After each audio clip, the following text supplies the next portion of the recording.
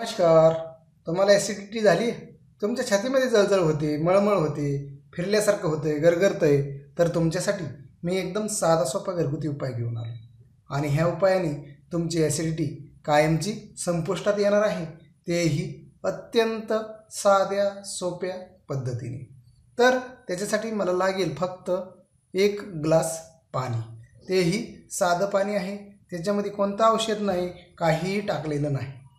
तर आपलं जे शरीर आहे त्या शरीराची रचनाच अशी केलेली आहे की ज्या ठिकाणी नैसर्गिकरित्या आपले आजार बरे करण्याची क्षमता किंवा सिस्टीम आपल्या शरीरामध्ये तयार असते.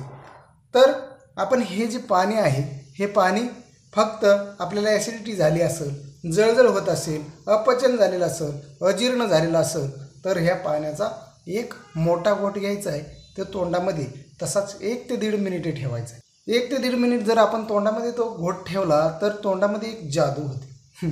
जादू हसण्याचा भाग सोडून द्या, परंतु ज्या सलायवरी ग्लँड्स आहेत त्या सलायवरी ग्लँड्स ज्या आहेत त्या लाळेचं सिक्रेशन मोठ्या प्रमाणात करतात. म्हणजेच त्या जनरल ज्याचा वेग जो आहे त्या वेगापेक्षा तिप्पट वेगाने ते काम करतात आणि मोठ्या प्रमाणात लाळ आपल्या त्या पाण्यामध्ये मिक्स होते आणि त्यामुळे पाण्यामध्ये 70% लाळ आपल्याला मिक्स झालेली दिसते.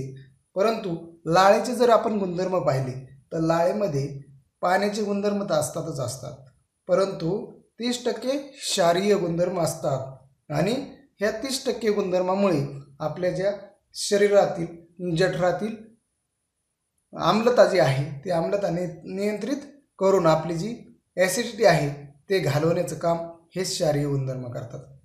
आपल्याला जर जास्त हायपर ॲसिडिटी झालेली असेल तर पाणी तोंडात असतानाच आपल्याला मळमळ होऊन उलटी होऊ शकते आणि आपल्या पोटातील जे पित्त आहे ते बाहेर पडू शकतं.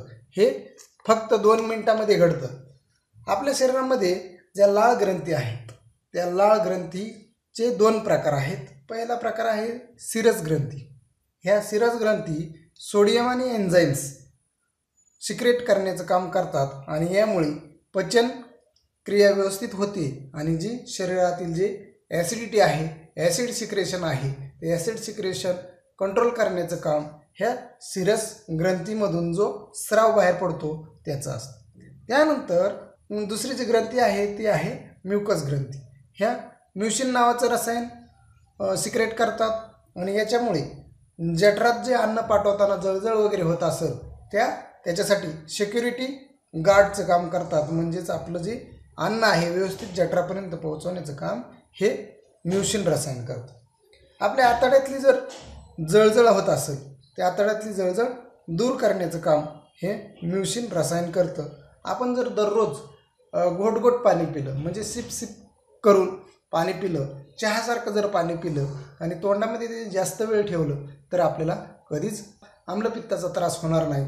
त्यानंतर पचनाच्या सर्व समस्या आपल्या संपुष्टात येतील. पोटाचे सर्व विकार संपुष्टात आणण्यासाठी अत्यंत हे पाणी फक्त आपल्याला मदत करू शकतं.